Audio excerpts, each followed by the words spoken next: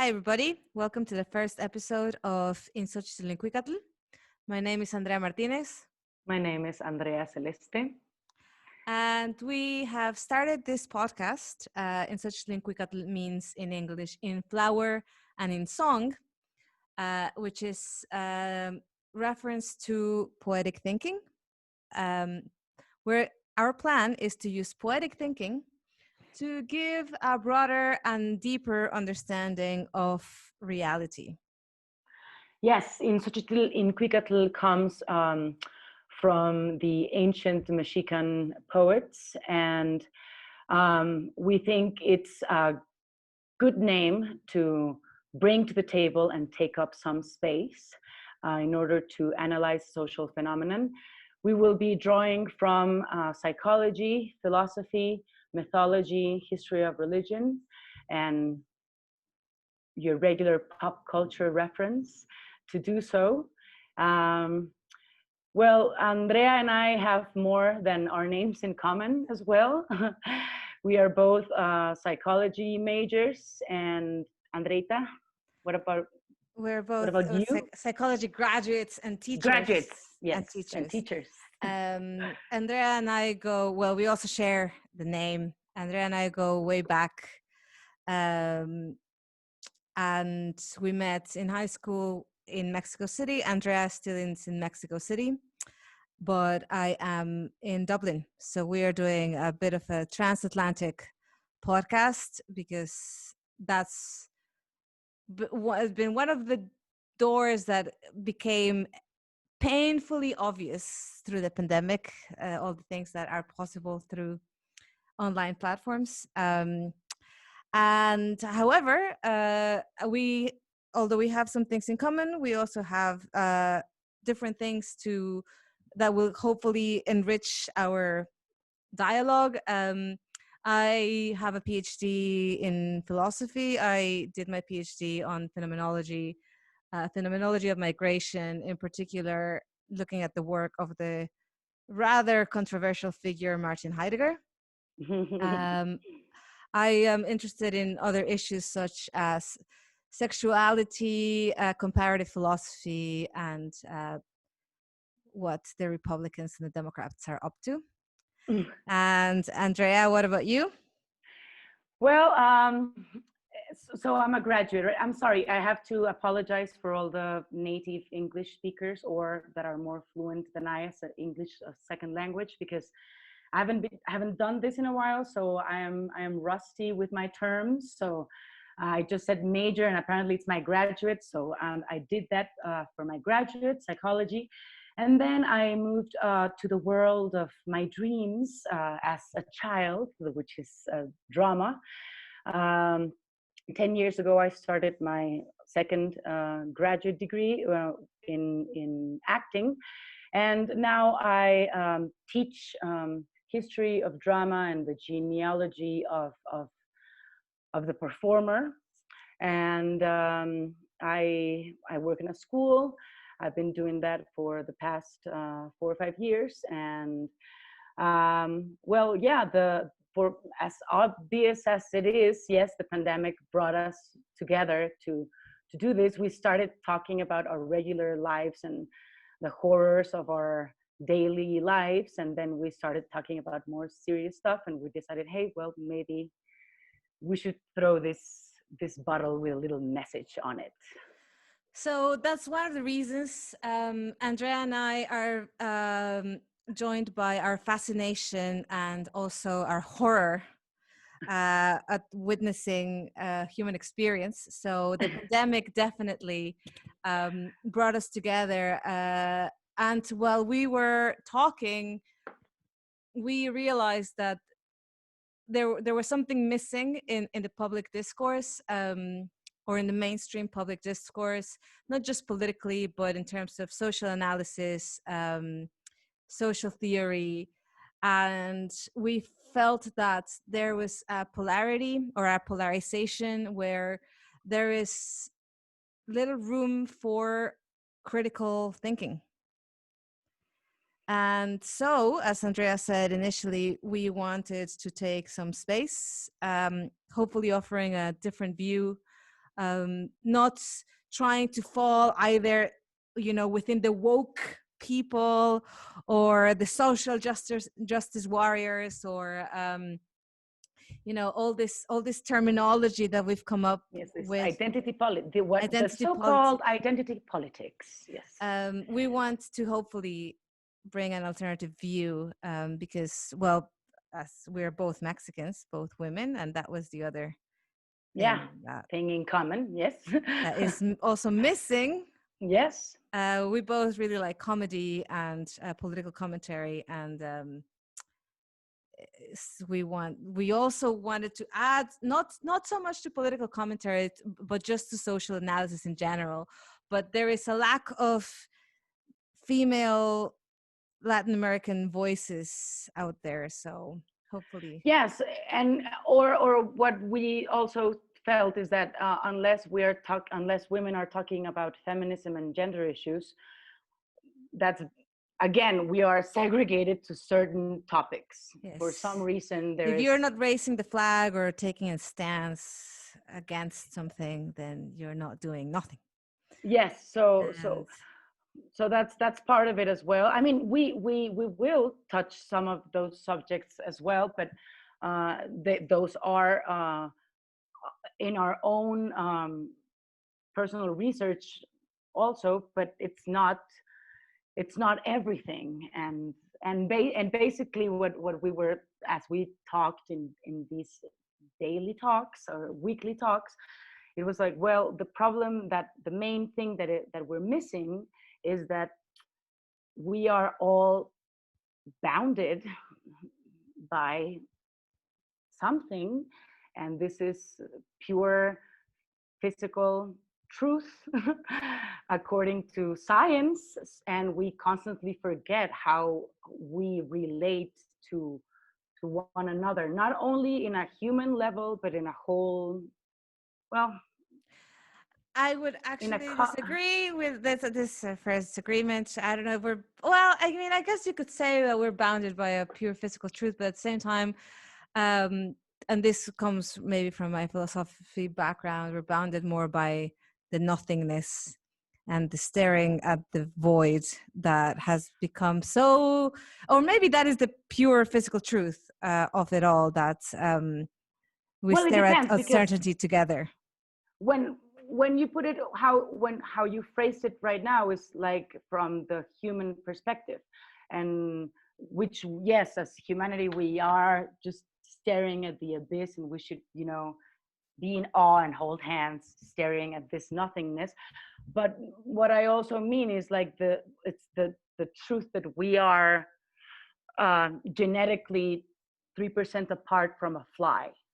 Right. So And hopefully less anthropocentric. yes, Yeah. so yes, less anthropocentric, and more in terms of well, what led us to In Xochitl In Cuicatl, which is poetic thinking. Poetic thinking. So in Xochitl In Cuicatl, we're going to repeat this a few times because we understand the pronunciation is a bit weird, and that's not very few people in our potential audience will know Nahuatl, which is a language, if you don't know. And we don't know Nahuatl. And This we don't should know be Nahuatl. also, no, we don't know Nahuatl, and yes, we should. But politically, our country took educational decisions that didn't teach us this, and we haven't gotten there yet. But Unlike the Irish who know Irish, we do not know. all Irish know Irish, all Is Irish in man Ireland. is mandatory in primary education. Of course, it's not that common that people speak it after, because what Right. becomes mandatory in primary education often gets rejected afterwards, because that's just Yes. the way culture works. Anyway, so in such a linguicatl, one more time, it means in flower and in song. So in Xochitl is flower. In, again, Cuicatl is song. So let's talk a little bit about the history of why we named the podcast such two words. Such, yes. Well, such two terms. Mhm. They're two like yeah, they're two terms, philosophical, religious, poetic terms. Well, so Nezahualcóyotl, which is was an epic lord of Texcoco. Texcoco is a region um, in the now almost dried Texcocan Lake, and well, all of these. This was a very big lake, which united all of these lordships lands, and well, to begin with, the Nahuatls and well, the whole this whole Mesoamerican culture was based in a very strict aristocratic caste system, where one of the highest ranks of these of the great chain of being was the Tlamaltini, which is the wise one. And the wise one, because he is in possession of In Xochitl In Cuicatl. So Nezahualcóyotl is this warrior poet lord. So this means that he's also one of these wise folk that is in possession of In Xochitl In Cuicatl, of In Flower and In Song, which is the image, or yes, the image, or the incantation, or the invocation to the creator, or that through this one, the creator resounds in everything, through through the songs and through flower, which is like through the blossoming of Nature and nature. the songs of the birds. Yes, and the songs of the So it's birds. an kind of engulfing, embracing of these two elements of the songs and the flowers that are present in nature, and that are both sacred, but they are both also earthly. So the earthly is sacred. Is sacred. And so in this sense, in Mexica culture, which is those who speak Nahuatl, those Tlamaltini, Tlamaltini, yeah. Tlamaltini, they hold a more pantheistic view of reality. The sacred was given to me by the giver of life, but the sacred is in me, and the sacred is all around me. Yes, and in this sense, so the importance of Nezahualcóyotl is that he he makes a gathering. He says, we need a series of conferences, dialogues between us poets to answer the question, which is, can In Xochitl In Cuicatl respond to the enigma of reality, of what the Greeks call the telema, which is the reality, and also, can In Xochitl In Cuicatl be used to the betterment of spirit, but particularly the human spirit? And well, the answer to those questions is responded affirmatively in these dialogues. And well, this remained a very important aspect in this culture, and is one that we will find repeated throughout the globe, as far as poetic thinking is, in the importance of poetic thinking for humanity. This is one of the things that we want to do in the podcast as well, is so In Flower and In Song is a reference to poetic thinking, right? So the poetic thinking meaning is not the analysis of a situation, is not scientific objectivism, is not deconstructive, but poetic thinking is the understanding of the whole because it was through revealed through its revelation.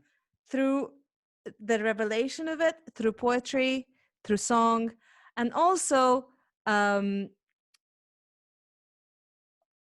an internal intuition. So the truth is out there, but not in the very Western, the X-Files sense, right? We have Mulder and Scully being like, "Oh, the truth is out there. We're gonna go find out." Uh, but the truth is out there, but it's Yeah. also inside of me. So there, this dualism that we see so often in the West, the understanding of reality in the West, or what we call culturally now the global North. In societies like the Mexica one are not so polarized, but it's like the truth is my intuition of it that is intrinsically connected to what's around me. Yes, Yeah. and in terms of um, to support this, uh, well, it's basically what Aristotle has to say about poetic thinking in his Poetics, which is um, a well, part of his canon of works, which are made. I mean, he sets out his whole work to say, okay, all the ways humanity or man can apprehend reality, and one of them is through poetic thinking.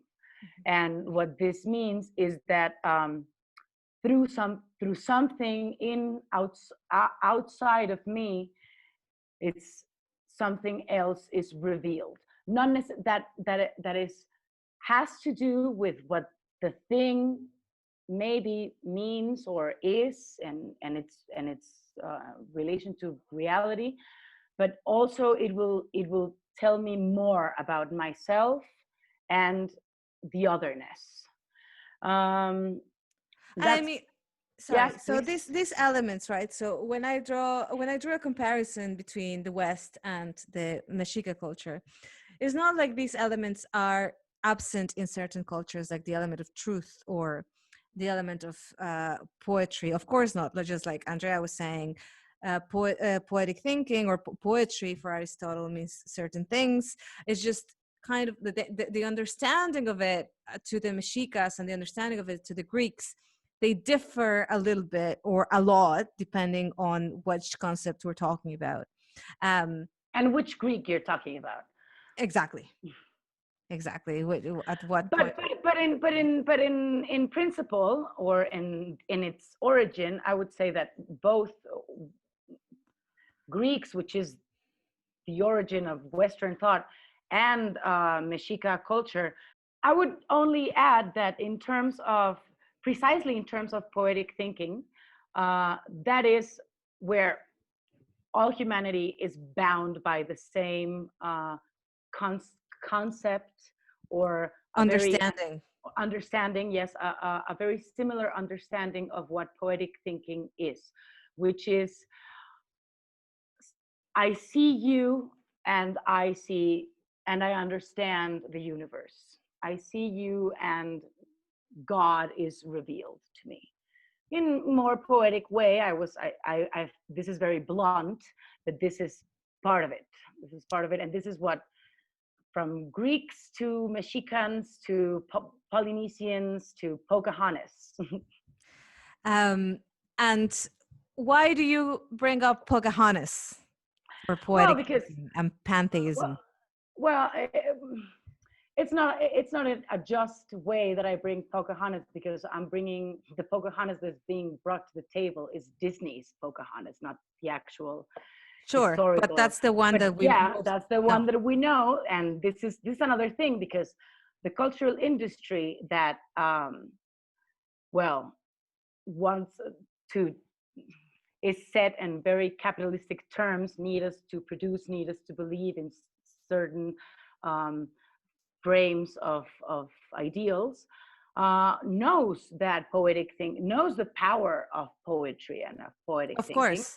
Yes. So one of a good example is, yes, the song "The Colors of the Wind," that taught a generation to sing along Disney, which is this: there is everything has a spirit, everything has a name that responds to its spirit, and that is all bound together. And the West has no root to this because they are civilized and yada yada. But oh, it's But it's very, actually, but actually, sorry to interrupt, but yeah, this, yeah, it's called animism, right? And this yeah. strongly resonates with children because um, children Oh, totally say the resonates with table children. feels sad, Yeah. or purple is a nervous color. Maybe I'm making those kind of phrases more adult because it's hard for us to think like a child, right? But like, Yes. I suppose a better example would be the table is sad, right? Which is Yes. to ascribe human emotions or human characteristics to that which is inanimate and to give it life, right?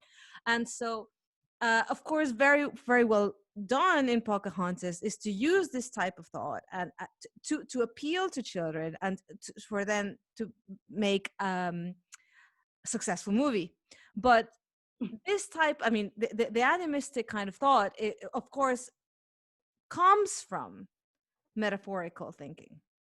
Yeah, And it's what, I'm sorry, it's what Carl Kerenji, which is a mythologist and a historian of religion, says, or links to Cretan civilization, which is Cretan civilization is determined by a gesture, the Cretan gesture. And what's the Cretan gesture? Awe, being in awe of nature blossoming around them. And for the Cretans, they were a very dualistic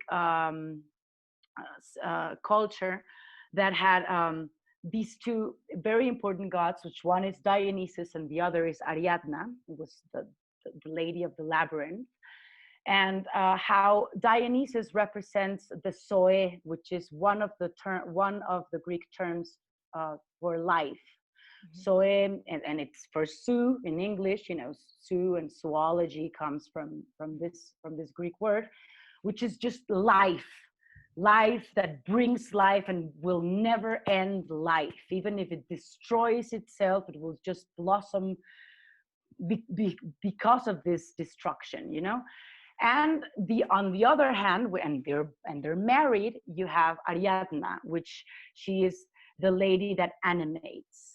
She gives you the soul, the spirit, and those things come together. But one means this non-stop force, and the other is this kind of uh, more, well, it's what actually gives the word animation. It's completely has to do with to anima. imbue or infuse life Yes, into to something, infuse the life. spirit, Yes, or spirit, to infuse yeah, the spirit. Yes. right.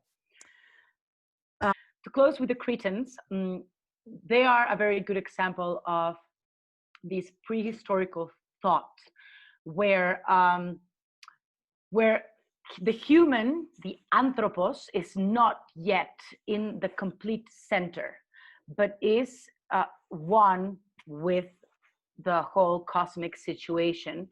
And that is an awesome situation for them. Uh, Even though it involves human sacrifice and whatnot, but well, that is what part of what the awesome experience means to this prehistoric time. So now moving a little bit forward and returning to Aristotle, what he includes, or what he brings to the table in his poetics, is that poiesis is an an action, and it's an action that is related to an experience, a direct experience of something. This experience is not an experience that should be related to scientific thought, or sophia, or this intellectual wisdom, which Mhm. is Happens included inside. in philosophy. Yes, uh, but in phronesis. Is it correct this way, Andrita? Phronesis, Phronesis? yeah. Hmm. Yes. But in phronesis, which is this direct experience that through this through this experience that is called phronesis, which is not any regular experience, is this experience that has never happened before, and which through it something else will be, I will discover something, or something will be revealed to me. Poiesis, which is the poetic act, um, is brought through by phronesis. Is this experience that makes me create or bring forth, give life to something that was not here before. Mhm. And this is what we will call the song. The song is the direct result of phronesis. Um, so yes, that, and this is a, go read Aristotle. I mean, for if you want more responses of this, you should go read the Poetics. And but this is in general the basis of of poetic His thinking in poetics. Aristotle. Yes. Go read Aristotle, like Heidegger would say, if only to disagree with him. Yes, Um, definitely. We've been doing this for centuries. so Heidegger, although he's of course not the only one who talks about poetic thinking within Western philosophy, we're just choosing a few of the people who have discussed poetic thinking as something, if not As something. essential, as something, yeah, as something, period. So although Heidegger disagreed with Aristotle in a lot of relevant ways, he viewed poetic thinking as something, as we've been saying, that reveals something that is otherwise inaccessible through this kind of Sophia intellectual thinking. So the later Heidegger gets a lot more into this kind of, even his writing becomes even more cryptic than in Being and Time, because he wants to kind of like embody, he wants his writing to embody the poetry of his thinking, although it ends up not being as poetic as it just ends up being slightly incomprehensible. But there are a lot of Heideggerians that would kind of like stone me to death And say, for no, saying that. No, he's he's a not. He's not poet. poetic. But anyway, he did have a lot of admiration for poets, particularly for Hölderlin. Mhm. And he uses Hölderlin to talk about poetically of the river. And he talks about, of course, like this kind of like archetypal understanding of the river as the journey. This symbol of the river is present in so many metaphors, right? Yes, since Of, Heraclitus of the journey, or but at the same Heraclitus. of the going with the flow, even that phrase. So when he talks about Hölderlin, there's one particular verse that he refers to when he talks also in terms of poetry as bringing together truth and beauty. So Yeah. for Heidegger, Hölderlin brings together truth and beauty. So I'm going to just read the one line of that he cites of Hölderlin, because it reminds me of a movie that I will talk about in a second. So Hölderlin says, "Who has most deeply thought loves what is most alive." So those of you who think deeply love life in awe and wonder. And so this is very much this influences Heidegger influences the filmmaker Terrence Malick. Terrence Malick translated Heidegger at some point. He was uh, Did very, he? yeah, he did. He did. I can't remember what he translated from Heidegger, but he was academically. I don't know if he was an academic scholar. He was like a Heideggerian scholar. He wasn't, but he studied Heidegger academically. Okay. So that's a bit different. So in his film, The Tree of Life, And I mean, Terrence Malick has been criticized for being himself very cryptic in his movies and for not making much sense. But again, I think Terrence Malick does try to embody this kind of like poetic thinking through cinema, which you can Inebriating sense, right? which you can't really do academically anymore. You cannot really think and write poetically in modern academia. So I do see Terrence Malick's endeavor as valuable and more profitable. But so in the Tree of Life, so if you have watched the Tree of Life, is this like archetypal family of the father being strong and Brad Pitt, and the mother being, I can't remember the name of the actress, which is probably not very good, but she looks very nurturing, sweet, tender, and Very motherly. very Well, archetypically motherly. What Carl Jung would say is the yeah. archetype of the mother. And so, as in many of Terrence Malick's films, there is like a narrating background voice. And so the voice says, unless you love, life will flash by you. Which I think is like, again, there's reference to this poetic thinking, like, unless you ground yourself, unless you put your claws into the ground of life and love it blindly and passionately, life is just, like a series of blurry images in front of you. Once you love deeply what is alive, then you understand. Yeah, and in order to do so, one must be in a position, or um, one must be in a disposition to be put in a position to Exactly. do so. This is why, well, from my background in theater, is one of the things that when I realized, like, that was the seed of my craft, to embody the other, regardless of me identifying with this other or not. I had to work with this other in order to play it, to let it, occur.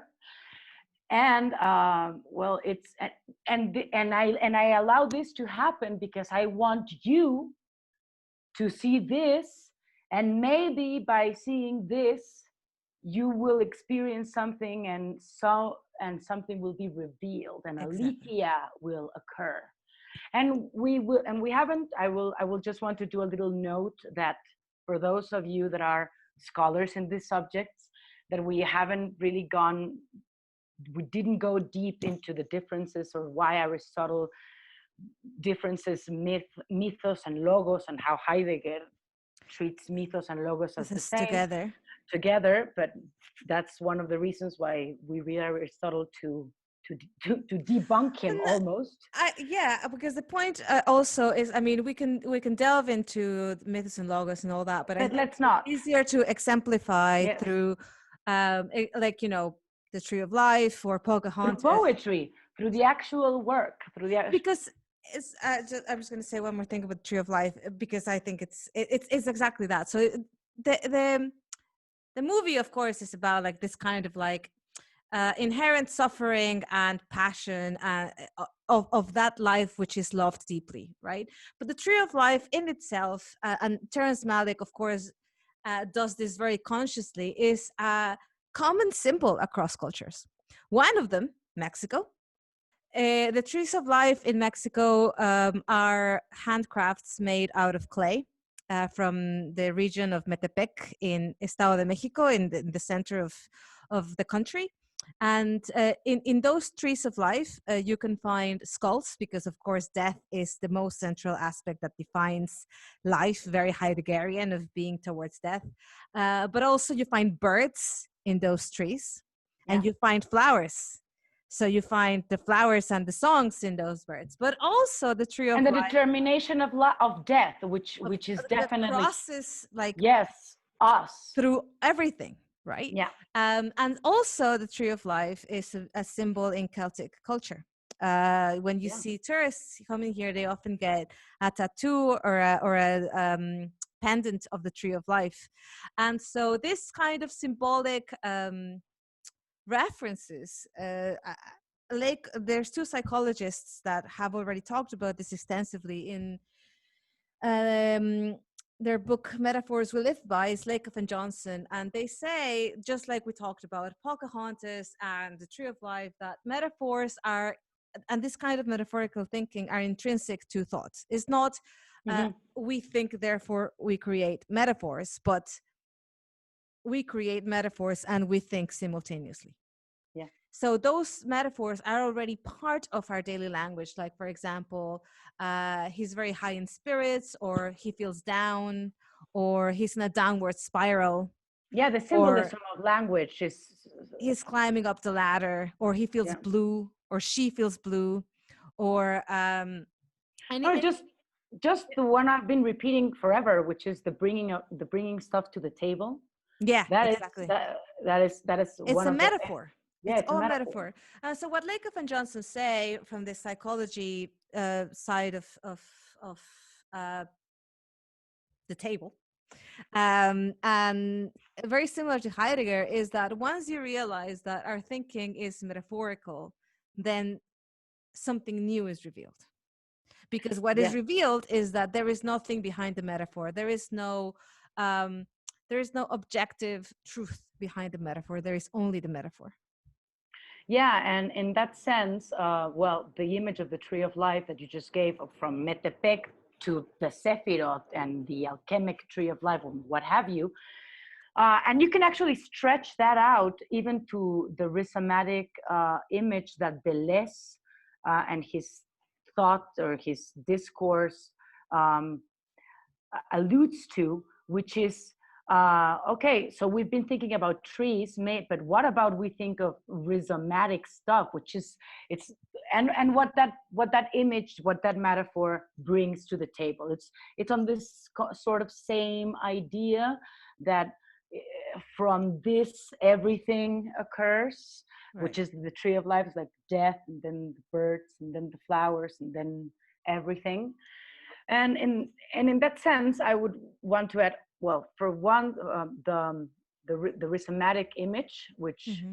I think it's analog, and also, well, this other, well, what one of my teachers says, that it's the core of why theater exists, which is, well, my teacher is Luis de Tavira, and what he says is, we do theater, and theater exists in order to remind the other that comes to see this happening, that death is upon us, and one has but one life to love, or else it will be just some, this whole, Blur. this whole fear of the dispendable thing, the whole fear behind Fight Club, actually, which is this thing of, what am I doing? I have Right. everything I have, but Right. I'm Of the still nothing, IKEA catalog. Yeah, exactly. The Exactly. IKEA catalog kind of lifestyle. Um, right. single So, single serving friends. um, so one more point that the last point, I suppose, that we want to touch on before we conclude our introduction to In Flower and in Song, or In Xochitl In Cuicatl, is to go back to the question that is asked by the Tlamantini, which is what is true about the earth? Is it flowers and songs? And as Andrea said, the answer is yes, but flowers and songs is what is true about the earth. Metaphors is what is true about the earth, and there is nothing behind it. And so, but what is the concept of truth in the Mexica culture? And I had said previously, in Mexica culture, that is internal intuition. This kind of a connection between my environment and myself. But truth also in the West has been understood from the Greek concept of Alithea. So, what is Alithea? So to talk about Alethea, I will go back to Phronesis. and I will just do this little path, which is from phronesis, poiesis may occur, and if the poetic act is happens, if the poet writes a song and then sings the song, this song talks about the revelation he experienced through this phronesis. So this revelation is Alithea. So this experience, I experienced something, and this is very common also in Hindu tradition, which is the Krishna saying, so I went to pick some flowers so I would bring devotion to the gods, and then I realized the flowers are the gods, and I danced with joy.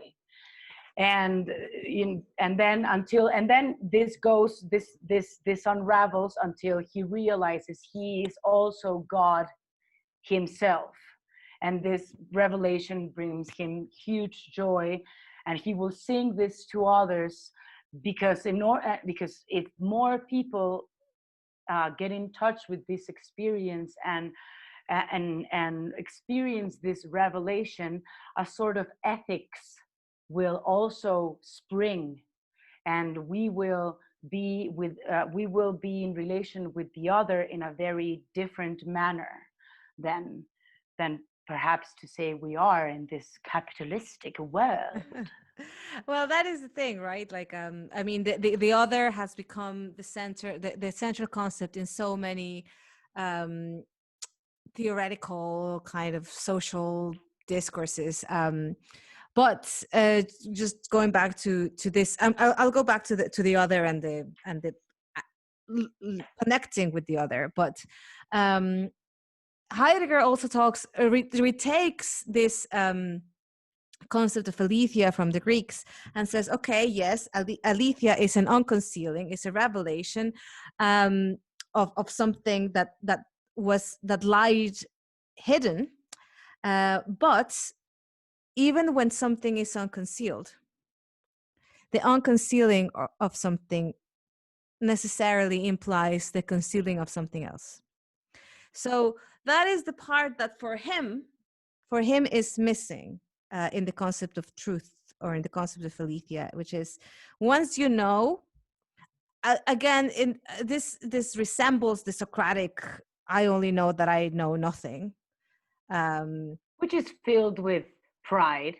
Which is filled with pride, which is, again, is this a bit? It's a bit of a fake humbleness.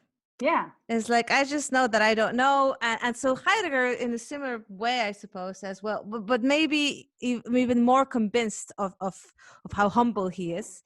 Whether he's humble or not is not the question, but he thinks he's being humble by saying the unconcealment of things is it just means more concealment. So I forgot. Sorry. I have to say this quick. Yeah. Forgive us. That is one of the Greeks always have the tragic experience among their experiencing anything Right. in life. Mm-hmm. So in terms of Alethea, the tragedy of Alethea is that something is unconcealed, but something is concealed. Right. Like the veil will be taking off something, but then something that you didn't know will be covered by this, and you don't know about this, so you will be always looking for this unconcealment of things, and that is part of the tragic experience of life. And so we'll unconceal what are the sounds of Mexico City through the podcast, because what you can hear in the background is the alarm of a car. Oh yeah. Yeah. So well, that will become a common occurrence. Yes. Yeah, it's very hard to control noise levels in Mexico City. Oh yes, it is.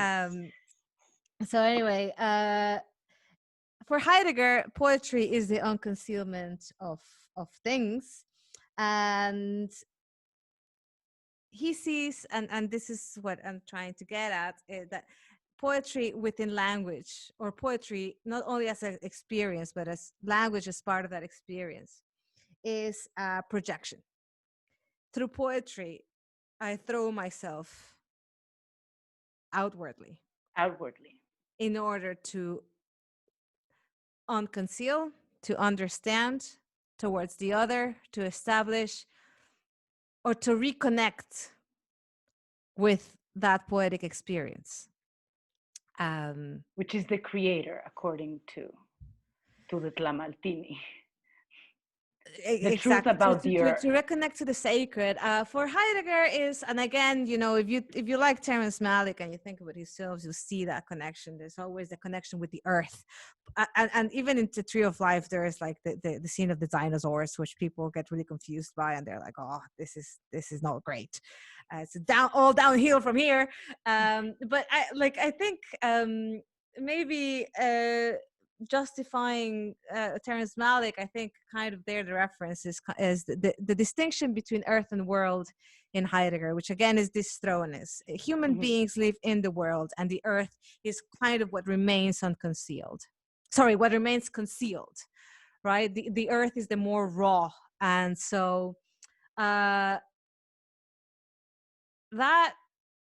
revelation of the rawness of experience can be like, and the beauty of that experience, I think, is kind of what brings Heidegger, the Tlamantini, the Flower and Song, and the Greeks together. Yeah. So Yes. So we have Cosmic bound. The cosmic bound. We have a couple of verses because why would we talk about In Flower and in Song without a couple of verses from Nezahualcóyotl? So I'm just going to read a couple lines, and then Andrea, you can read what you have, and then we can. Yeah, we will let In Flower and in Song speak for itself. Exactly. So it's a translation. We're using Miguel León Portilla, who is the academic in Mexico who mostly wrote about these two terms, flower and song. So this is part of one of the Nezahualcóyotl verses in that conference, colloquium that I was talking about. Only with our flowers we have pleasure. Only with our song our sadness disappears. With that, with them, with both flower and song, our weariness also disappears. So weariness, I'd say, is more ennui, this kind of boredom and existential boredom, right? Existential dissatisfaction with life. So only through flowers and songs can we. Yeah, I'm gonna link that to Orpheus and its myth, which is the myth of the poet. Orpheus, well, he's mainly known because of his voyage to the underworld to rescue his loved one, and so he's known as a lover, but he's primarily a poet. So, well, just for y'all to know, well, my framework for this is Charles Siegel, Orpheus, the Myth of the Poet. And what he says there is that, well, even though he wants to die, well, he's not allowed to die by the gods because his singing is so, brings such joy and even calms the beasts, you know, the fierce and the fierce beasts, that he mustn't die. So the importance of Orpheus is that only through song can one overcome grief, which is one of, well, grief is, you know, the darkest place of humanity, you know, to be in grief. And in that sense, also, I would like to link just to this other very contemporary writer, he's Pascal Quignard, and he has this beautiful essay on music and the origins of music. And he quotes the another myth, Butes, which is one of the men in the Argos ship that jumps when he listens to the singing of the sirens. because he cannot hold himself. He must, even though it is frowned upon, and you mustn't listen to these kind of women, but birds, and Greeks starting to badmouth women. And he says, I don't care. I must throw myself, even though it might cost my life. And what he also does this comparison to our modern experience with philharmonic music, for instance. And he says, like, we are just sitting there, letting our eyes dance in tears when our bodies are rigid. We've lost this ability to throw ourselves to the other. And that is maybe one of the reasons why we can't overcome stuff, many stuff, not only More throwing. more throwing. Yeah, more More throwing. throwing, So more dancing. I will, yeah. So I will. We're Nietzschean as well. Did we tell Yes. you this? So I will do an. I will read you, y'all, another Nezahualcóyotl, which is the song of spring. He says, in the song, in the house of the paintings, it begins to sing. It rehearses songs. It pours flowers. The song brings joy.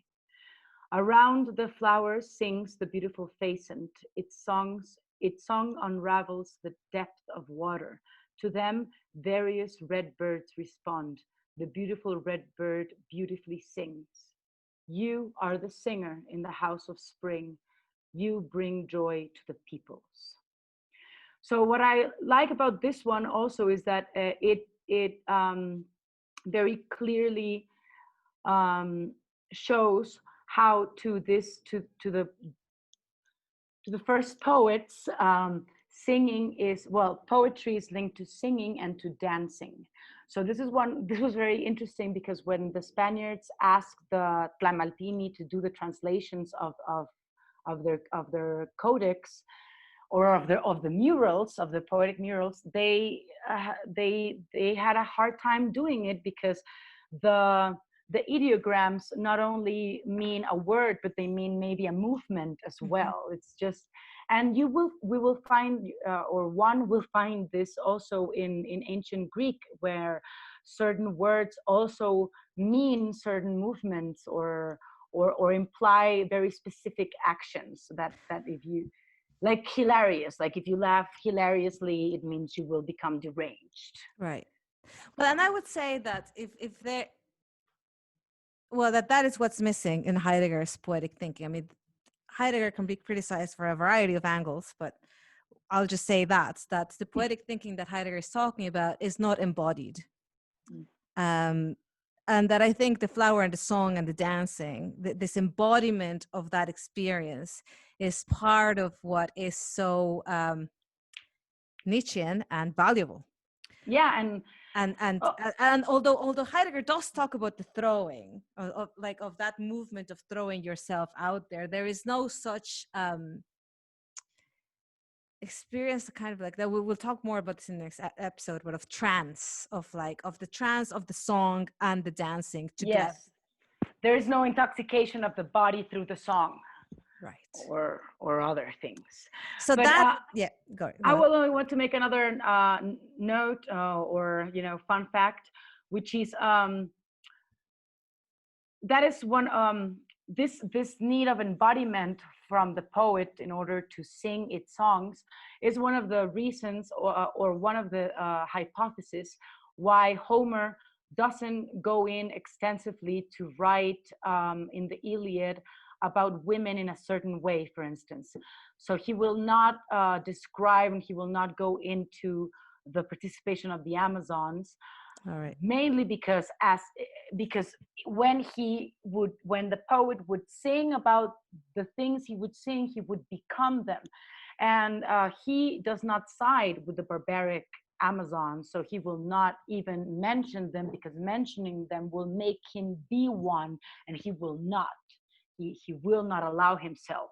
So there is one of, in even in ancient Greece, one of the of the early sort of repressions of throwing oneself, or allowing oneself to become the other, because it's a no-no for some Can moral or political reason. can I just bring up the Cardi B WAP? Yeah, Yeah. yeah, So please. this like because Andrea talked about the Amazons and how like you can't embody and certain women are not respectable. Yeah.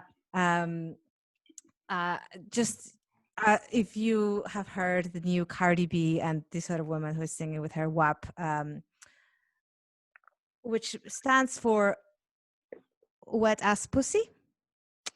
And the song is about women With a wet getting ass pleasure pussy. out of sex, right? And enjoying sex, but somehow that's still not something that we can get on board with. So all other female singers like Taylor Swift or even Billie Eilish, right? Or even more seemingly radical.